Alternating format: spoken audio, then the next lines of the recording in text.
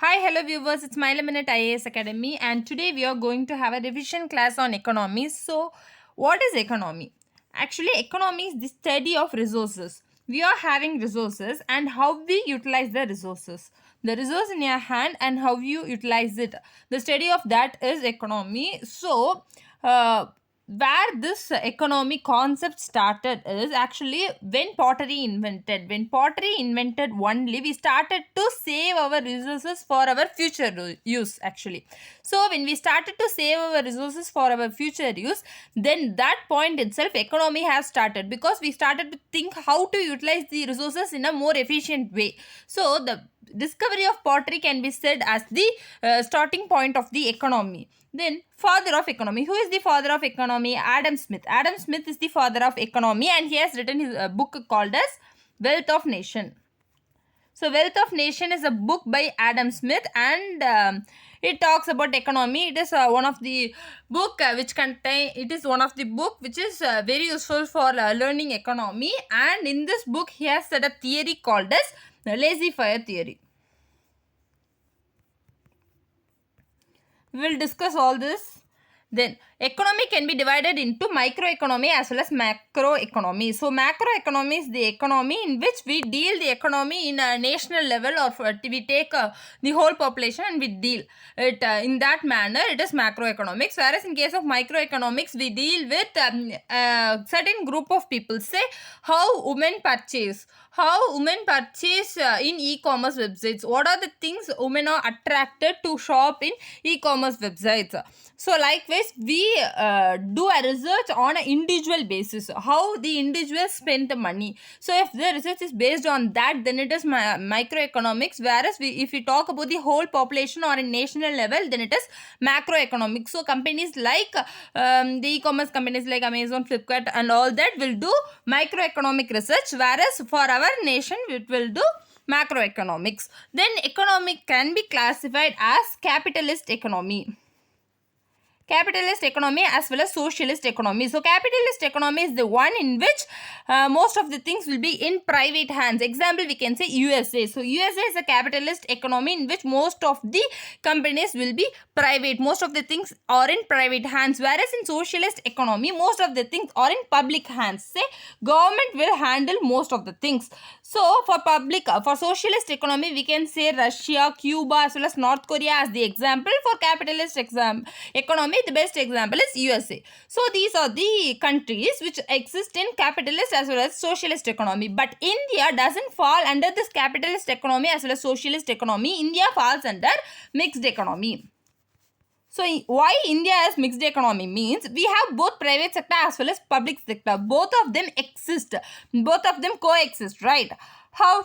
So considering a bus. So in our India, we have private bus as well as public bus, government bus. So we have private transportation as well as public transportation. We have many companies which exist in government as well as the private also handle that particular company. So both things will exist side by side in case of India. So our India economy is mixed economy in which private sector as well as public sector will coexist. So this is followed in India, and before independence, actually this mixed economy is from 1947. After independence only we follow mixed economy. Before that, when Britishers ruled India, what is our economy? Actually it is colonial economy. So what is this colonial economy? If our economy is serving for another economy, then it is colonial economy. Say during before independence, our Indian economy served for the British economy actually. So our money will be utilized for their own purpose, then it is colonial economy. So before independence, our economy serves for the other country. Then the socialist persons. Before independence, there are certain socialist persons and many persons are attracted towards this socialist. Actually, Russia followed socialist pattern of economy, right? Many persons, many independent leaders are socialist. Why? Because during 1929 to 1930 there is a great economic crisis, and this great economic crisis the whole world suffered, but Russia alone escaped from this great economic crisis. As Russia escaped from this great economic crisis, many leaders thought that the escape is mainly due to the following of the socialist economy. As they followed socialist economy, they escaped from the world economic crisis that happened in 1929 to 30. This is what many people thought, and that is why many people are attracted towards socialist economy during that point of time. And some of the important leaders are Nehru believed in socialist economy, Subhash Chandra Bose also believed in socialist economy, whereas Patel believed in capitalism. So, and there are many companies that existed before independence itself. Example for one is Bajaj. So Bajaj company existed before independence itself, and they believed in capitalism. Why? Because they are a private company, right? So if they want to exist, they need capitalist form of economy. So Bajaj and many other companies that existed before independence supported capitalism, whereas certain other independent leaders supported socialism. So to satisfy both their needs, we started to follow mixed economy. So laissez-faire theory, earlier I have said on theory, right? Adam Smith in his book Wealth of Nation, he said laissez-faire theory. So let us see what is this laissez-faire theory. So laissez-faire theory is a non-interfere policy. So non-interfere policy means government should not interfere. So what is this government should not interfere? Say if there is an onion hike, price in onion is actually rising. If there is a price in onion is rising, say the onion is today selling for around 200 rupees. If the onion is selling for 200 rupees, then automatically the sellers, the market people and all the sellers will get benefited by this. But the people will be more affected by this onion price. So the government will interfere, and what it will do is it will procure this onion from the sellers and it will sell this onion in ration shops, other shops, right? So the government will interfere actually in India.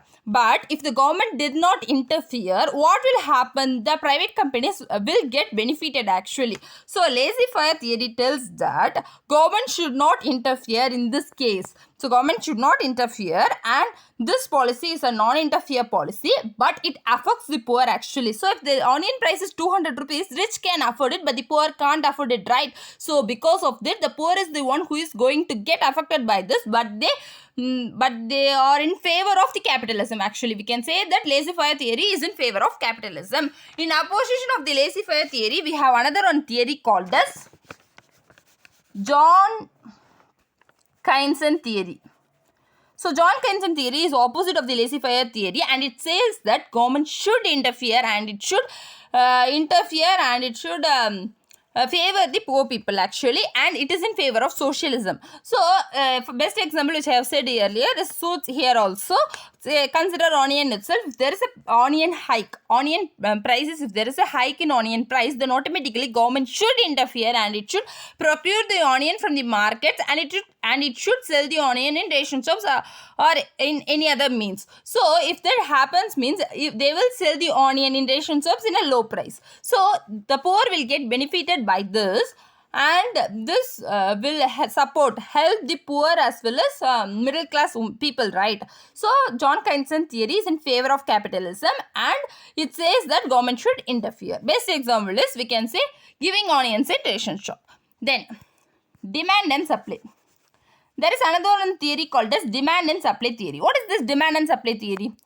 So if the demand decreases, price increases. If the demand increases, price decreases. The best example what we can say is, so let's take onion itself actually. So if the price decreased, if the onion price has decreased, say if the onion is selling for just rupees 1, so onion price is rupees 1, then automatically demand will increase. Every people will go and buy onions, right? So the demand will increase. If the price is decreased, then automatically demand will increase. If the price is increased, then automatically demand will decrease. So if the onion price is 200 rupees, then most of the people will try to avoid onion in their daily diet, right? So because of that, the demand in the market will be decreased actually if the price is increased. So you can take this as the best example. So if the price is decreased, say if the onion is selling for rupees 1, let us leave onion. If the gold is selling for rupees 1 for just this day, then automatically the demand will be in peak. Why? Because they want to get that gold for just rupees 1, right? So if the prices decrease, then automatically demand will increase. So this is the demand and supply theory. And so relating supply, if the supply increases, then automatically price will decrease. So why this price will decrease? If there is more supply, then what happens is actually, say if this is a season of watermelons, if this is a season of watermelons, say it is a summer season and it is a season of watermelons, and in this season watermelons will be available in high amount, the supply will be high, and in this case the price will be actually low. If there is more supply, then automatically price will decrease. And say seasonal fruits, if this is a season of this particular fruit, then in that particular season the supply will be more for that particular fruit, and automatically the price of that particular fruit will be less, right? So this is the case. If the supply increases, the price will be decreased, and if the price is decreased, then automatically demand will be increased. Okay, supply increases, price decreases. If price decreases, then automatically demand is increased. So supply increases, demand also increases. So this is the demand and supply theory. Then what are the characteristics of Indian economy? So Indian economy has some characteristics, right? So what are the characteristics of Indian economy? There are 60% of population in India who are doing agriculture. So the main dominant work of India is agriculture. So India is predominant in agriculture.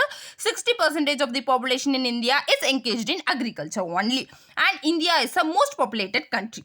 The population in India is more. India is the most populated country, next only to China. And then 1/4 of the population is still in poverty. So nearly 1/4, say 25% of the people in India is still below poverty line. And I will say how it is calculated. It is calculated based on the Rangarajan committee, and it says that people who are earning less than around 30 rupees, I guess. So if they are earning less than that, they are considered below poverty line. 32 actually. In rural it is 32, and in urban it is 47 rupees. Actually, if a person earns less than 32 rupees per day, he is considered as a person below poverty line. And if a person earns 47 rupees, less than 47 rupees per day in an urban area, then he is considered below poverty line in India actually. So by calculating in this method itself, still 25% of India people in India are still below the poverty line. Then we are suffering from unemployment. Why? Because the unemployment population, actually they are related, unemployment, population as well as poverty. Let us say unemployment, then poverty, then population. All these three is actually interrelated. However, if the population increases, then the government can't provide job for all the people in India, right? If the population is high, then automatically unemployment will rise. If there is unemployment, then automatically the supply of money in the market will be reduced. If the person is not having enough money, then he can't satisfy his basic needs. If he can't satisfy his basic needs, then automatically he will be in poverty. So if there is a poverty, then there will be unemployment as well as population. So if there is high population, then automatically unemployment may rise. If there is unemployment, then automatically poverty may happen. So these three are actually interlinked. Then these three all existing in India. All these three is existing in India.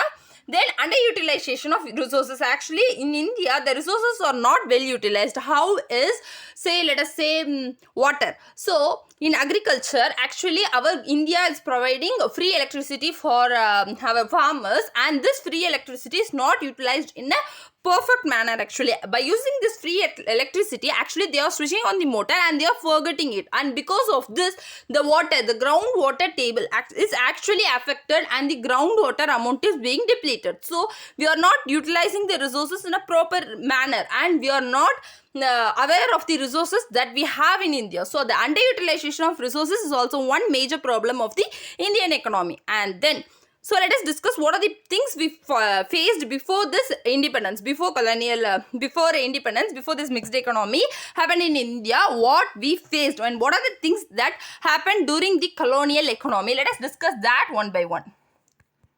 So during colonial economy, wait a minute.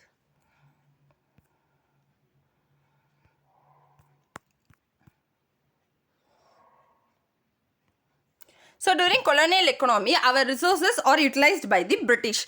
Actually, our resources are utilized by the British, and the raw materials are taken from India, and the finished goods are sold in India. So if the finished goods are sold in India, we need to pay more to the Europe actually, and they will procure the raw materials for a very low cost or at no cost. So this is because our India will be affected by this method. So India became a mere supplier of raw material and a consumer of finished goods. This also affected India during the colonial economy. And before British came, 24%. So 24% of the world contribution to GDP is from India. So India contributed 24% of the GDP to the world actually. And when British left, we contributed only 3%, which means that this is how this can say how British has affected us actually. So there is a 24% contribution to GDP, world GDP actually. I am saying world GDP. If the world is producing 100% of GDP, if we say, then in that 100% of world GDP, 24% is from India alone. So see the contribution that India made to world GDP. And when British left India, there is only 3% contribution to the world GDP, and this shows how Britishers affected the India. Then the revenue policy, how Britishers made India poor, the reasons why this changed. Let us see one by one. So revenue policy. So the revenue policy of British made India poor. What is this revenue policy? There is many policies like Permanent Settlement Act, Mahalwari, Rayatwari system. Every system, the systems that Britishers followed, the revenue policies that Britishers followed made India poor. This is one of the reasons. Then home charges. What is this home charges? Home charges is also followed by British, and this says that if there is England is getting a loan, then this England's loan should be paid from India. And also another one example which we can say is India's money will be used for British's expenditure. Say if a person is appointed by the England in England, he is working for the England in England, then his salary and their expenditure will be paid from India. So British's expenditure will be paid from India, and that is home charges. This also prevailed during the British rule. And then about all this, there is and another one system actually, guarantee system. So guarantee system, if there is a loss actually, if there is a loss in an organization or a company, and that loss will be paid from the government, and the government will accept that loss as their loss and they will pay for it. Example, we can say today's toll gate system. Today's toll gate system, actually if there is a loss, for that particular company which has taken that taken that road as the contract, if there is a loss, then automatically government will pay for that loss. The toll gate system follows this guarantee system today, and during the British rule, railways followed this guarantee system, and if there is a loss for that particular person, then government will bear that loss. Then about all this, there is a theory called as drain of wealth. How our wealth is drained. This drain of wealth is by Dadabhai Nehruji. So Dadabhai Nehruji is called as the Grand Old Man of India, and he wrote a book, Poverty and British Rule. In this he said drain of wealth theory, poverty and British rule. Poverty and British rule. He is the first person to estimate the poverty in India, the below poverty line, the basic estimate, the amount which is needed to satisfy the basic need. He estimated it, Dadabhai Nehruji. Then another one book is Economic History of India by R.C. Dutt. R.C. Dutt wrote Economic History of India. Economic History of India by R.C. Dutt. Then Lala Lajpat Rai wrote England's Debt India. So England's Debt India is by Lala Lajpat Rai, and P.C. Roy wrote Poverty Problem in India. P.C. Roy wrote Poverty Problem in India, and V.K.R.V. Rao. So V.K.R.V. Rao wrote two books, and one is National Income of India and another one is Planned Economy of India. Let me repeat. So first is Poverty and British Rule by Dadabhai Nehruji. He also said Drain of Wealth Theory, and Economic History of India by R.C. Dutt. This is very important because it is already asked in UPSC question. Then Essay of Indian Economy. Actually, I left it. Essay of Indian Economy by M.G. Ranade. England's Debt India by Lala Lajpat Roy. And Poverty Problem in India by P.C. Roy. And V.K.R.V. wrote two books. One is National Income of India and Planned Economy of India. And V.K.R.V. Rao is the first person to calculate the national income scientifically, actually.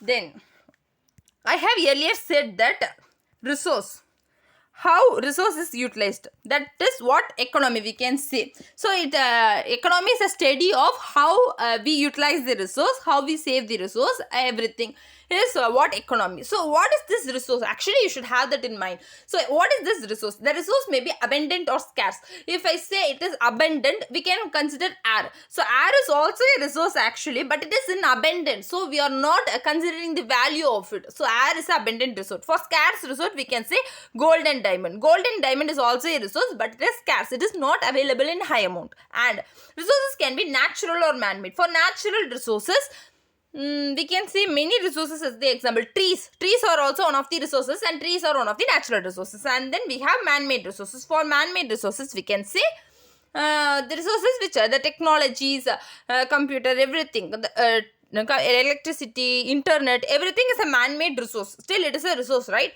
Then resources may be monetary or non-monetary. These are the resources. And basic thing, because scarce resource and abundant resources, if the resource is scarce, then automatically price will be high.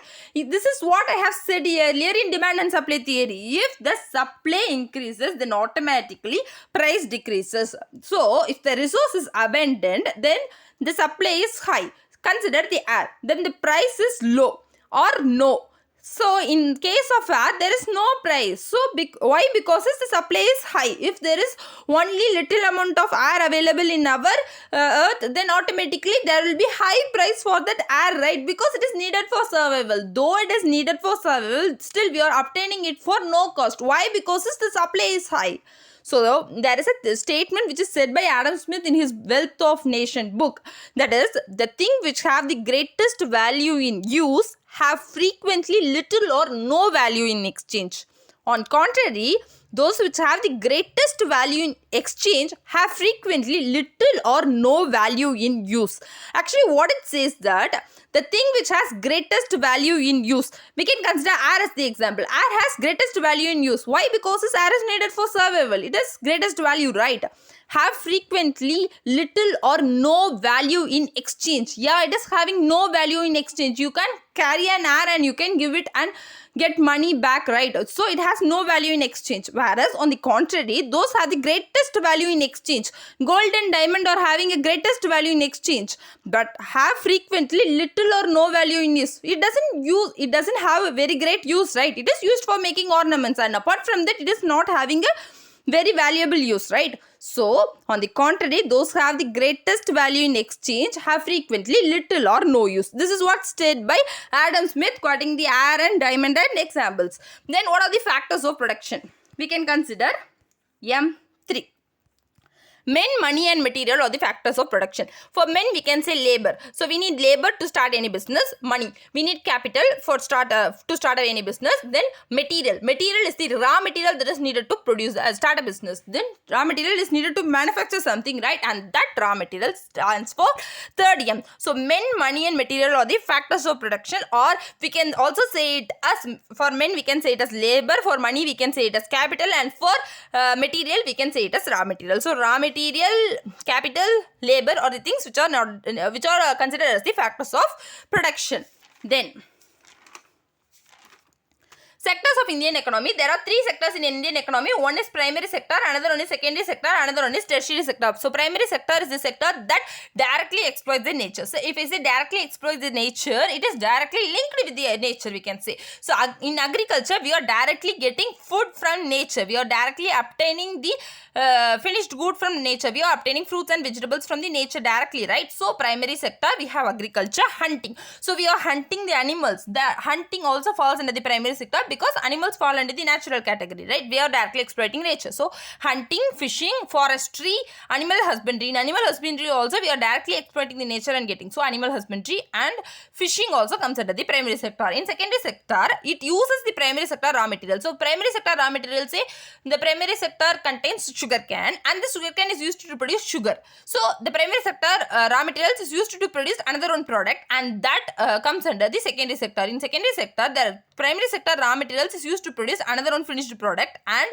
it mostly manufacturing sector lies under the secondary sector, because most of the manufacturing sectors uses the primary sector material as the raw material. So if you are producing tire, you need rubber. So the rubber is produced from the primary sector rubber tree. So rubber tree produces rubber, and that rubber is used in secondary sector to produce tires, to manufacture tires. So in secondary sector mostly we have manufacturing companies, and in tertiary sector is also called as service sector. It provides services like doctors, lawyers, IT company workers. So it is a service, transportation service. So the service sectors will fall under this tertiary sectors. And apart from all these three, we have other two called as quaternary. 1 minute. Okay. So quaternary and quinary. So what is this quaternary and quinary? Quaternary is also called as knowledge sector, that example lawyer, and quinary is a high level job, example judges. So quaternary sector also called as knowledge sector, whereas quinary sector is judges. So knowledge sector means knowledge is needed to perform that particular job, then that high level of knowledge, then it falls under quaternary sector. Best example we can say lawyer. Lawyer needs knowledge, so he needs to know the constitution of India, he needs to know all the laws, acts, regulations that are followed in India, right? So it is a knowledge sector. So quaternary sector is also called as knowledge sector, which needs high level of knowledge, whereas quinary sector is the one, it is a high level job. The job is a high level job. Example, controller, auditor general, judges. The judges are high level jobs, right? So they fall under the quinary sector. Then there are certain color jobs. Basic colors, let us see. First, red. Red is for agriculture, hunting and fishing. 1 minute. Okay. Red is for agriculture, hunting and fishing. Black. Red is for agriculture, hunting and fishing. Black. Black is for mining and oil industry. Blue. Blue is for manual workers. Example, sweepers. So sweepers and other manual workers comes under blue. For black, so mine. For mining, we can say coal. Coal is obtained from mining, right? So coal is in black color. So black coal. We can imagine that. So black is mining. Then for red, agriculture, hunting, fishing. So hunting is red. So agriculture, hunting, fishing comes under red. For black, mining, coal mining and all that. And in blue, it is manual workers, and it's white. So we say white collar jobs. So it are higher officials. So higher officials are called as white color. Then pink. So pink is related to women, right? So they are low paid workers or assistant. Example, we can say receptionist. So receptionist and all this, they are paid in a low. They are low paid, and they are they may be assistant or receptionist. So pink color jobs. Then yellow. Yellow is for film industry. Orange is for prison. Yellow is for film industry, orange is for prison employees. The person who are employed in prison. It doesn't mean they are prisoners. The person who are employed in prison, or the one who comes under the orange color. Then yellow is film industry. Then no color. No color means person is not working for money, but he is doing something. Example, we can say housewife is the best example for no color, because she is working actually. She is doing many household chores, but still she is not considered. She is not working for money actually. She is not paid for her work. And housewives comes under this no color. And also NGOs. NGOs are also doing many good deeds, but still they are not obtaining money for all those things. They are not working for money, but still they are working. So they come under no color. So no color is housewife and NGOs. Then gold color. So gold color are the high skilled one. So high skilled means, example, we can say judge. So quinary sector workers comes under this gold color, example judges. Then green color, if they are related to environment or forest. If they work in forest department or relating to environment, then they come under green color. Then gray. Gray is for IT workers. So mostly in India, many people are IT workers, right? So gray color is for IT workers. Then open color is the one which is for job searching person. So if you are searching job, then you come under open color. Then national income. How national income is calculated? So we have in national income, we have many terms like GDP, GNP, NDP, NNP, then NNPFC, NNPMC, and many terms are there in national income. So let us see those things one by one. So there are two things called as economic growth as well as economic development. What is the difference between growth as well as development actually? So growth is the one in which the percentage of GDP is increasing. In growth, the GDP is increasing, whereas in development, with the GDP growth, there is a social development. So in growth, there is only GDP growth, whereas in development, there is GDP growth as well as the social development. So development is the one which is needed. So economic development contains GDP growth as well as the social development. So considering economic growth as well as development, economic development is the one which is most needed. Then we have GDP. So what is this GDP? GDP is the gross domestic product. Say. Ooh. So this is India. So the final values of goods and services produced within a country or within a domestic area is GDP. So if I say GDP means the value of goods and services produced within India or within domestic area is calculated. The foreigners will be residing inside India. So the foreigners residing inside the country's earning is also added in GDP. Say if Chinese. If a Chinese is working in India, then his earnings will also be added in GDP, but NRI earnings will not be added because NRI is working in a foreign country. So his earnings will not be added, but the foreigners who are earning inside our country's earning will be added. Say it is 100 rupees. So inside India, our final goods and services, the sum of the final value of goods and services produced within the country, including the foreigners who earned within the country, is calculated and the GDP is 100. Whereas gross national product is the one which is earned by the citizens of a nation. So it is earned by the citizens of the nation. So NRI, the NRI means non-residential Indians.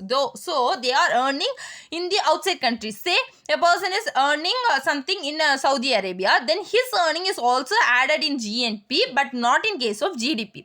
And the foreigners who are residing inside our country's earning is not added in GNP. In gross national product, only the citizens' earning is added and not the other person's earning, the foreigners or anything, not added. NRA earnings is also added in GNP. So GNP is equal to GDP. GDP is 100. So GDP minus foreigners. So foreigners earning is added in GDP. So we should subtract it. Minus foreigners plus NRI.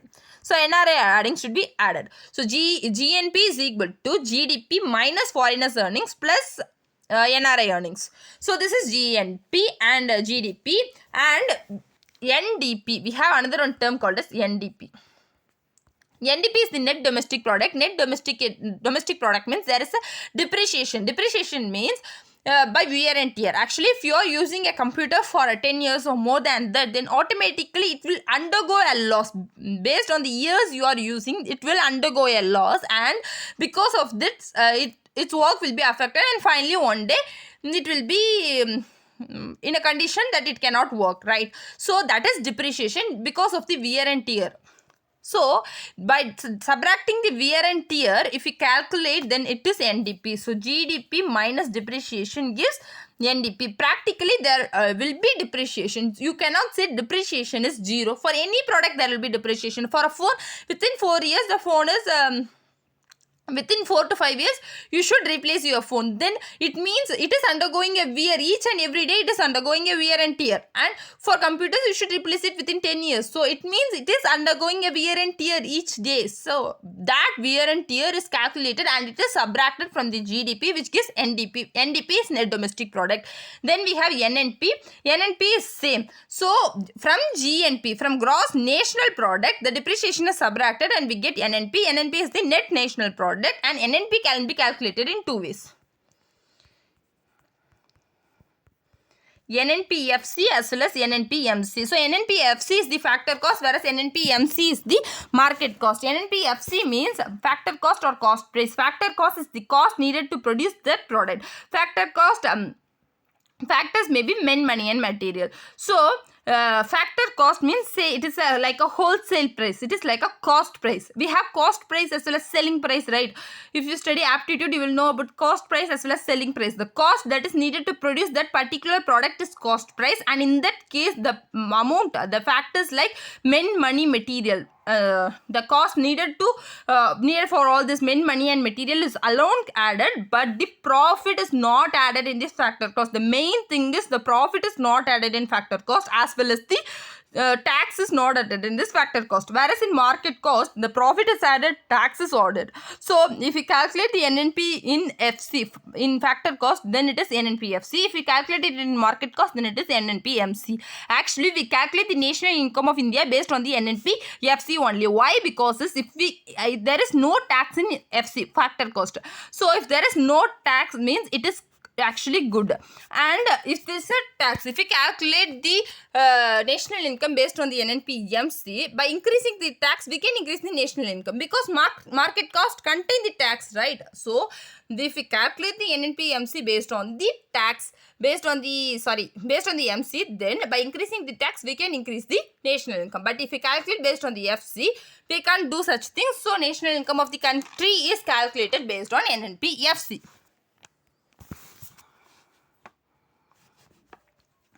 Then per capita income. So per capita income is the income that each person in the country is earning. Per capita income is equal to national income by population. So if I say national income by population, if there is 100 people in a particular country, then if the national income is 100 rupees, then it means each and every person in the country is earning 1 rupees. It is the per capita income. It is equal for all, which means that you and me are earning same, as well as the rich persons, like I am not something, the rich persons like geo owner and all those persons are earning the same amount that we are earning. That is based on the per capita income. It says that all the person in the country are earning this much amount. It is the per capita income. The national income is divided among the population. So it's a ratio of national income to the population, and it gives the per capita income, whereas it is not actually a highly accepted one, because the richest person will earn in crores, whereas the poorest person are earning in 10 and 20. So it is not same actually, but they are dividing the amount and saying it in that manner, and that is per capita income. And the next one is personal income. So personal income is not in that manner. In personal income, it is the salary plus subsidies. The subsidies that government is giving plus the salary gives the personal income. Personal income is not same for all. Personal income is different from per capita income. Per capita income is same for all the persons in the country, whereas personal income is different for you and me because it contains salary. So based on the salary only, your personal income is calculated, and based on the subsidy which you are receiving from the government, your personal income is changing. Then disposable. So disposable income means personal income minus direct tax. Your personal income is subtracted, your direct tax, the tax which you are paying to the government is subtracted from your personal income, which gives disposable tax, which means that the amount of money which you can spend on the things which you really want, that is disposable income. Then what is the subsidy? Earlier I have said that personal income is equal to salary plus subsidy. So what is the subsidy? Subsidy is something that our government pay for us instead of us. So if you are getting rice for ₹1 in ration shop, it doesn't mean the rice price is actually 1. Actually the rice price is 20 or 30 rupees, but our government is paying most of the rupees for us. It is paying 28 rupees and it is asking us to pay just 1 rupees for that particular product. So that 28 rupees that our government paid for us is our subsidy actually. And there are many things relating to this, and in some ration shops something are given as a free thing. So in that case also the rice is given as free during the current pandemic and all that. We got some rice and dal as a free thing, and this is also a subsidy because the price of the rice and dal is paid by our government, paid by our central government as well as state government, and this is subsidy. Then how we can calculate the national income? So how we can calculate the GDP as well as NNP? There are three methods. One is production method, one is income method, other one is expenditure method. These are the three methods to calculate, and this is done by the calculation of national income is done by Central Statistical Office. So CSO is the one that does this calculation. So it calculates the national income, and based on this three, within this three we are doing it just by one method. So I will explain these three, and I will say what is the method which our India is using to calculate the national income. First one is production method. So in production method, the sum value of all the goods produced within the country is calculated. So say there is two baskets. There are two baskets, and in this basket 2011 to 12 is taken, and this is for 2021. 21 is the current year, right? Yeah, 21. So is taken. So 11 to 12 base year, we have produced something in our country, right? The sum value of all the goods produced within the country. We are producing a car, we are producing a bicycle, we are producing a pen, everything. For all this thing, we are calculating the amount, and that amount is 100 rupees, say. And that is kept in this basket, and in 2021 also we produced something, and all that is same goods, same value of goods is placed, and the rupees is 110, which means there is a 10% growth. So comparing to the base year, we will see the difference and we will calculate. So sum value of the goods is taken in production method. Sum value of the goods produced within the country is taken, and it is compared with the base year basket, and the difference, based on the difference, we are calculating the GDP growth. Here it is 10%. This is production method. Whereas in income method, here instead of the goods produced within the country, we place the income of persons. So you are earning 10,000, I am earning 15,000. So the income of persons will be summed up with the comparing with the base year. Say it is 2011 to 12, it will be compared, and if the income, if in 2011 to 12 our country people are earning 100,000, and now in 2021 if they are earning 108,000, then it means that 8% growth. So if by comparing with the base year, the income of the persons in the country, if we calculate, then it is income method. And the third method is expenditure method. Here, instead of calculating the income of each and every person, summing up the income of each and every person, we are summing up the expenditure of each and every person.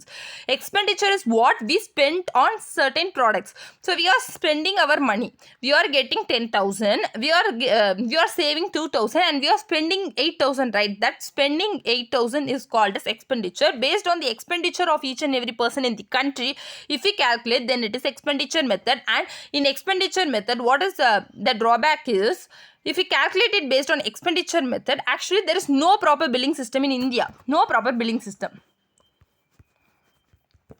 So if we say no billing, then automatically the expenditure of each and every person in the country cannot be actually determined. So if the expenditure cannot be determined, then expenditure method cannot be used.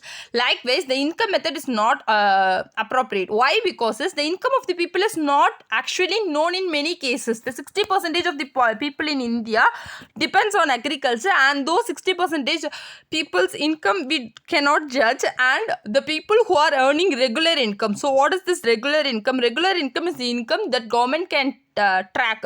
So around 15% of the people in India only have regular income, approximately 15%, which means that 15% of the population's income can only be tracked by our government. So in this case, which means that for income method, we need to know the income of the people's income, right? So we cannot know. We don't know that in India, so because of that we cannot go for income method also. So because of the drawbacks of income method as well as expenditure method, we go for production method. And the GDP contribution by sector wise, primary sector contributes 53%, secondary 31%, whereas tertiary 53, tertiary 53, secondary 31, then primary 16. So which means that even though 60% of the population is engaged in agriculture, which means that all the 60% are falling under this primary sector, still this primary sector is producing only 16% of our GDP. So 16% contribution to our GDP, whereas secondary sector is contributing 31% and service sector is contributing 53%, which means the greatest GDP contributing sector is tertiary sector, which contains the IT industries and all that. So tertiary sector is the highest contributing sector, and based on this income GDP, we can say India is the fifth largest economy. If I say fifth largest economy, it is based on GDP. So first one is USA, second is China, third is Japan, fourth is Germany, fifth is India. So first US, second China, third Japan, fourth Germany, fifth is India. And based on the PPP means purchasing power parity. So purchasing power parity means the ability of the people to purchase a certain good. So if I say the people have the ability to purchase a certain good, then it means that the product may be cheap. So if in India, if the product is cheap, then automatically Indians can buy that particular product. So product may be cheap, or the people can have more money. If they are having more money, then they will have the ability to purchase that particular product. Then if I say there is a purchasing power parity, then people have the ability to purchase the good. So if the people is having ability to purchase the good, it means that the price of the good may be low, or the people are having more money in their hands. So based on the purchasing power parity, India is the third largest economy. Third largest, first is USA, second is China, third is India. So based on the purchasing power parity, India is the third largest economy in the world, and based on the GDP, India is the fifth largest economy in the world. And then so economic planning. So we are not having time. So economic planning, Dadabhai Nehruji, Grand Old Man of India, he wrote Drain of Wealth and Poverty and British Rule, and he is the first person to calculate the national income. He calculated it in 1867 to 68, and he calculated that our national income is 200 rupees. So while he calculated the national income of our country in 1867 to 68, he calculated that our national income is 200 rupees, and the next person to calculate the national income of our country is 1930. It is V.K.R.V. Rao. V.K.R.V. Rao is the second person to calculate the national income of our country. He calculated, and he said that he is the first person to calculate the national income scientifically. Actually, Dadabhai calculated. Dadabhai Nehruji calculated, and he said that 200 rupees is the national income of our country during 1867 to 68. Whereas V.K.R.V. Rao is the person who is first to calculate the national income scientifically, and he done it in 1930, and he said that our national income is 1659. So in 1868 it is 200 rupees, whereas in 1930 it is 1659, and 62 per capita income. So 62 is the per capita income, which means that each and every person in India is earning 62 rupees. So this is what calculated in 1930. And actually relating economy, there are many plannings which are done during 1934. Planned Economy of India, which is written by V.K.R.V. Rao. This Planned Economy of India is written by V.K.R.V. Rao, but it is published by Vishveshwaraya. And in 1938, we have Nehru Congress Plan. Nehru Congress Plan thought of taking Indian economy in a socialist pattern. Why? Because this Nehru liked socialism, right? Subhash Chandra Bose as well as Nehru liked socialism. So he thought of taking Indian economy in socialist economy. This was in 1938, Nehru Congress Plan.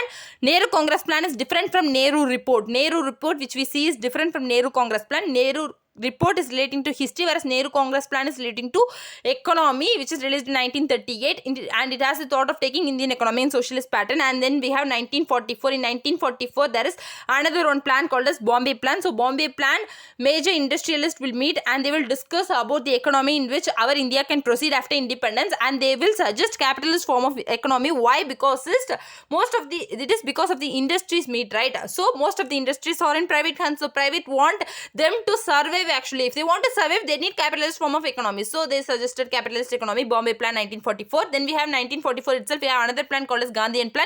Gandhian Plan is made by Narayana Agarwal, and he said that Gandhi is related to village based economy. Gandhi believed in village based economy. So in 1944, Gandhian Plan made by Narayana Agarwal suggested Gandhi like a village based economy. And in 1945, the next plan, People Plan. People Plan is made by M.N. Roy. So he suggested some type of socialism.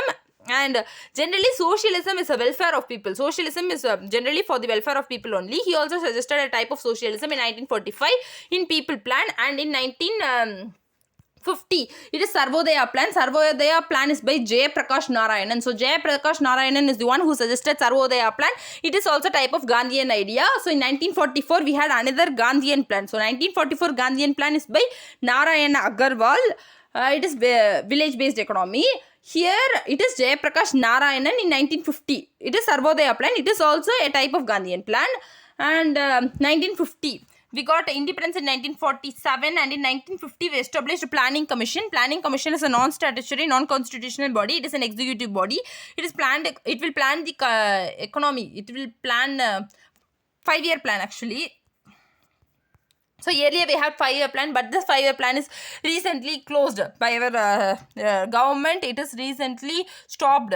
So this 5-year plans will be fixed by this Planning Commission, which was established in 1950. It is a non-statutory, non-constitutional body. It is an executive body, and the chairman of this Planning Commission will be Prime Minister. So Prime Minister is the chairman of the Planning Commission, and the deputy chairman is the one who is responsible for resource allocation. The deputy chairman of the Planning Commission is someone equivalent to that of a cabinet minister, and this deputy chairman will do the active work in this Planning Commission, because PM can't come and go for all the minor issues, right? So Prime Minister is the chairman, though deputy chairman will do most of the work in Planning Commission. And in 1952 we established another one body called as National Development Council. National Development Council is established in 1952, in which we have PM, all state CM, so Prime Minister, all state Chief Minister plus Planning Commission members. Other than Prime Minister as well as Chief Minister, we have certain Planning Commission members who are also included in this National Development Council, and the final approval of the 5-year plan will be given by this National Development Council. So 1950 Planning Commission will fix the 5-year plan, but the final approval will be given by the National Development Council, which has all state Chief Minister as well as Prime Minister and Planning Commission members. So India's 5-year plan, we have first 5-year plan, second 5-year plan, we have many 5-year plans. So let us discuss one by one fast. So first 5-year plan 1951 to 56. So we can skip the 5-year plan. So first 5-year plan main objective is agriculture, whereas second 5-year plan main objective is industrial development. First 5-year plan main objective is agriculture, and during that many dam and irrigation work are done, and this period is from 1951 to 56. Second 5-year plan is from 56 to 61, and during second 5-year plan industrial development is the major objective, and during this we developed many industries. And second 5-year plan period is from 1956 to 61, and second 5-year plan is also called as Mahalanobis models, whereas first 5-year plan is also called as Herald-Domer models. First 5-year plan is also called as Herald-Domer model, whereas second 5-year plan is also called as Mahalanobis model. And during the second 5-year plan only we released industrial policy, and then we have third 5-year plan. So first 5-year plan is achieved, whereas second 5-year plan is not achieved. Then we have third 5-year plan. Third 5-year plan period is from 1961 to 66, and Sugami Chakravarti model. It is also called as Sugami Chakravarti model. It is the takeoff stage for India actually. So we are in a takeoff stage, but during this period, during this third 5-year plan, we faced many issues. The issues like Nehru's death. Nehru died in 1964. So third 5-year plan period is from 61 to 66. During this only we had Indo-China war in 1962, 1964 Nehru death, 1965 India-Pakistan war, as well as in 1966 Lal Bahadur Shastri death. So all this happened during this period, and the objective of third 5-year plan is self-reliant economy, and we can't achieve anything during this third 5-year plan. Why? Because we had many issues during this period, and third 5-year plan is completely failed. During this period we had 5.6% as the target, but achieved only 2.8%. So it is a failure. And 1966 to 69 is plan holiday. 66 to 69 we didn't have any plans. It is a plan holiday, and during this plan holiday we took two major decisions. One is Green Revolution. Green Revolution is a planned Green Revolution is a major thing which we adopted during this plan holiday, and during this plan holiday only we adopted bank nationalization. During this we nationalized 14 banks. 14 banks are changed from private sector to public sector. So 14 banks are nationalized. And then we have fourth 5-year plan, which period is from 1969 to 74. If we see 69 to 74, it is also called as Ashok Rudra model. So fourth 5-year plan is also called as Ashok Rudra model, and its main objective is growth with stability and self-reliance. Third 5-year plan objective is self-reliant economy. Here it is growth with stability and self-reliant. And the fifth 5-year plan period is from 74 to 79, and its major objective is poverty removal is the major objective. And during this period only Indira Gandhi said Garibi Hatao. So Garibi Hatao means remove poverty. So during this we made something for the poverty removal, fifth 5-year plan. Then we have plan holiday. Plan holiday is from 78 to 79 as well as 79 to 80. During this also we made a major decision called as rolling plan. Rolling plan was introduced in 1978 actually. It was introduced in 1978, but it was stopped in 1980. Rolling plan is famous in Japan, but we didn't actually succeed. It is not good for India, so we stopped it. And in 1980 also 6 banks are nationalized. Yearly we nationalized 14 banks. In another one plan holiday, this is also a plan holiday. During this we again nationalized 6 banks. Then 6th 5-year plan period is from 1980 to 85. So 6th 5-year plan period is from 80 to 85, and during this also we had poverty removal as the objective. 5th 5-year plan also we have poverty removal as the objective. Here we had multiple objectives: poverty removal, create employment, and increase the national income. During this also we did many things, and family planning was also introduced during this period only. And 7th 5-year plan period is from 85 to 90, and during this increasing the food production, employment generation, and increasing the productivity. So if I say increasing the food production, then automatically it means that extending the green revolution to new areas is also a target for the 7th 5-year plan, which was after the 7th 5-year plan period is from 85 to 90. During 1990 we had a Forex crisis. Forex means foreign exchange, the other country money and gold. So the other country money like dollar and the gold comes under the foreign exchange. So there is a very little foreign exchange in India during 1990. So we are in need of money during 1990. So if you are in need of money, if the whole India is in need of money, if Indian government is in need of money, then automatically it should approach an international organization. So there are two international organizations, World Bank as well as IMF. World Bank is the one that give loan for the developmental projects. If you are building a developmental project, if you are introducing a new developmental work in your country, then the World Bank will give money for you. But if you are in a crisis like this, if you are in a financial crisis, then IMF is the one which gives loan for you. So IMF is International Monetary Fund. So IMF gives a loan for you during the financial crisis. So we approached IMF and we asked for loan, and they gave certain conditions. They said that we should actually Indian economy is closed economy before that, and IMF suggested to open our economy, and it suggested that we should relax our economy. We should allow LPG. So LPG means liberalization, privatization, and globalization. Liberalization means already public is doing, but now private should start that particular thing. So if already only public buses are existing, then private also should start buses. Privatization means private should all things should be allowed by the privates to start. And globalization means allowing foreign company to come and invest in our company is globalization. Then IMF said all these three, and it gave money as SDR. So SDR is paper gold. And IMF will give money as SDR only. It is considered as paper gold.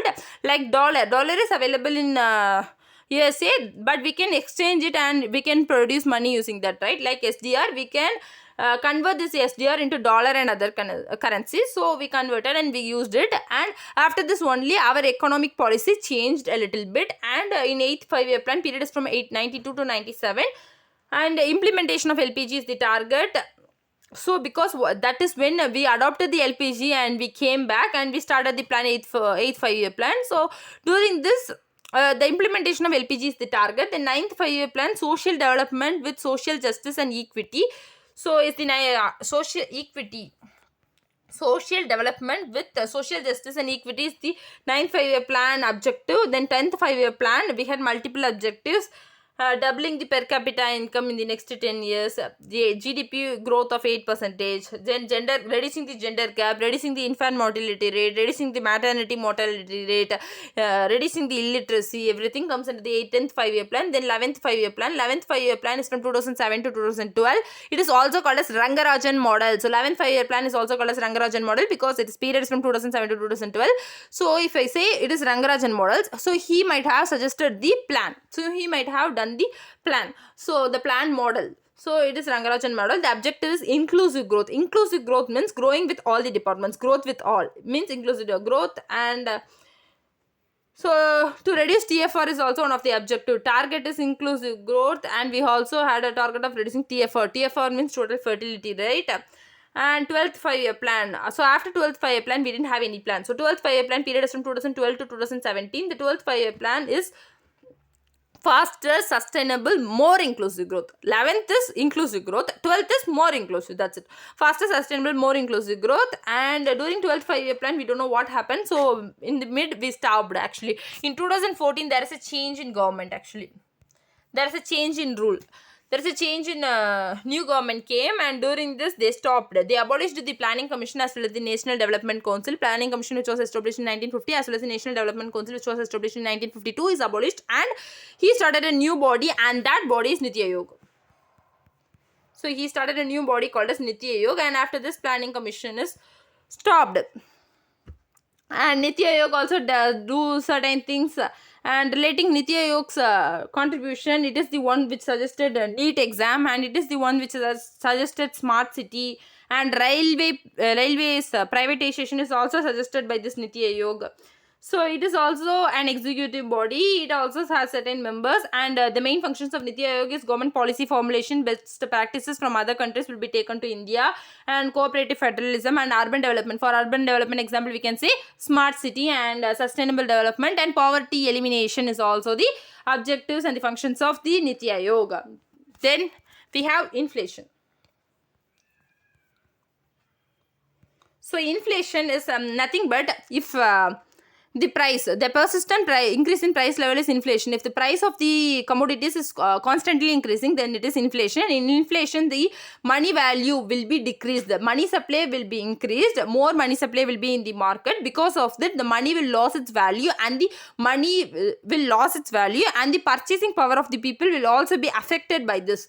Why? Because if there is more money supply in the market, then automatically the price of the goods will be increased. If the price of the goods is increased more, then the people will not have the ability to purchase that particular product. So the purchasing power of the people will be affected by this inflation. So inflation is the persistent rise in price level. Because of this, the money supply in the market will be more, but by this the money will lose its value. If the money loses its value, say if a pocket of milk is selling for 10 rupees today, then tomorrow it will be selling for 100 rupees. Then 90 rupees don't have value, because just yesterday it is selling for 10 rupees, today it is selling for 100 rupees, means that 90 rupees do not have a value in that case. So this is inflation, and deflation is opposite to inflation. So this is one here.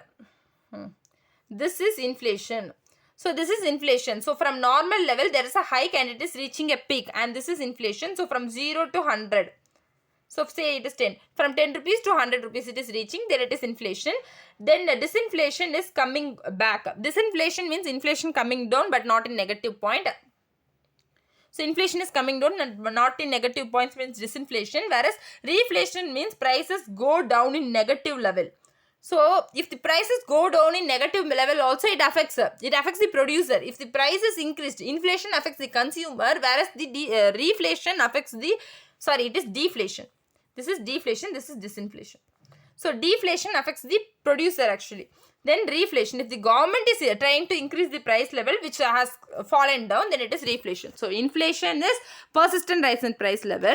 So because of this rise, the government will try to decrease it. This is disinflation. Inflation coming down but not in negative level means disinflation, whereas deflation means the prices go down in negative level. The prices are in opposite to inflation it is. This will affect the producers. And reflation, by this deflation, government will come in and it will try to make the prices normal. That is reflation.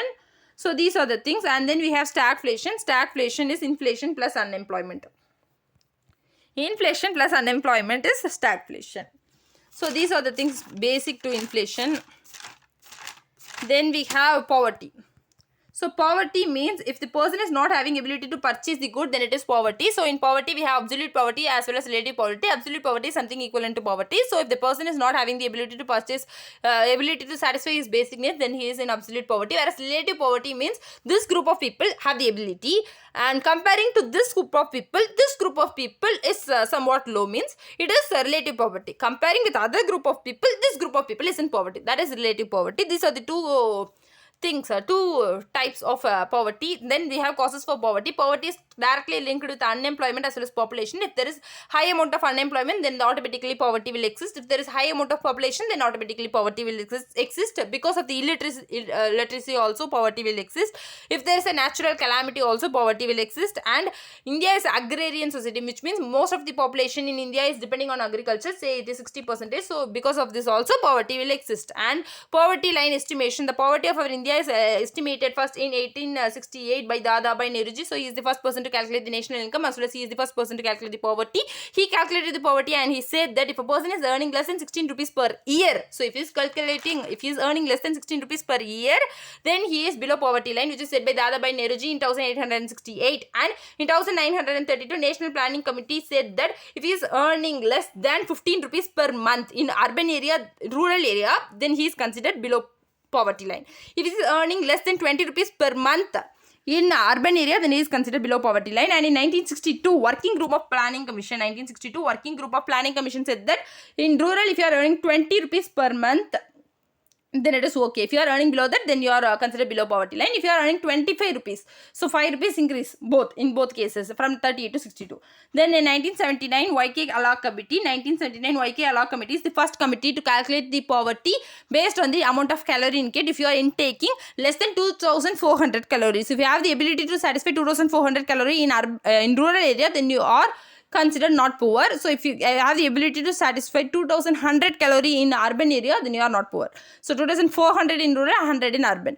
Then 1993 Lagdawala Committee. So Lagdawala Committee said calorie intake method is okay, but we should divide the division should be based on agriculture as well as labor, not as rural and urban. And then we have 2005 Suresh Tendulkar Committee. It says reference period as okay, 2005 Suresh Tendulkar Committee, it has reference period as 30 days. The amount of expenditure which you are spending for that 30 days, say for food, cloth, education as well as footwear is calculated in this 2005. Based on that, it says if you are earning 27 rupees per day, then you are considered not poor in rural area. If you are earning 33 rupees per day in urban area, then you are considered not poor. Then in 2012, Rangarajan Committee is the one which you are following still now, but it has mixed reference period. In Suresh Tendulkar period, Suresh Tendulkar method, it calculated only for 30 days, whereas in here it calculates for 365 days in case of education, medical and footwear, whereas for 7 days for oil, fish, meat, and for 30 days for food like rice, dal and other things. And based on that, it says that if you earn 32 rupees per day in rural area, then you are not poor. If you earn 47 rupees per day in urban area, you are not poor. This is what still calculated. This is what still used in India. So 32 rupees per day. If you earn in rural area, you are not poor. If you earn 47 rupees per day in urban area, then you are not poor. And still Rangarajan Committee is the one which is followed to calculate the poverty. And World Bank says that based on international criteria for calculating poverty is that if you earn less than $1.9 per day, then you are considered poor. If you earn less than $1.9 per day, then you are considered poor based on the World Bank international level. And if we say based on the World Bank estimates, nearly 60% of the population in India is below poverty line. But if we say based on the Rangarajan Committee, nearly 25% of the population in India is below poverty line. So let me say population also. So population is nothing but the number of people in a particular country or place or location is the population.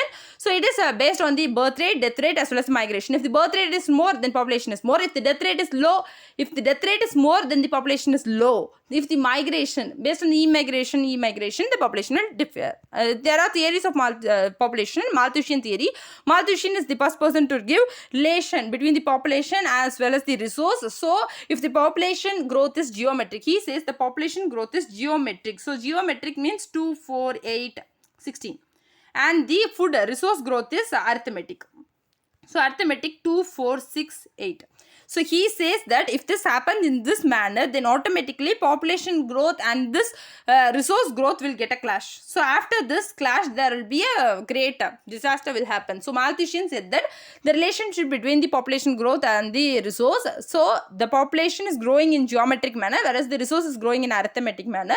But his prediction is wrong. Why? Because nowadays we are food production, we have increased through green revolution and all that, and this haven't happened in the earth.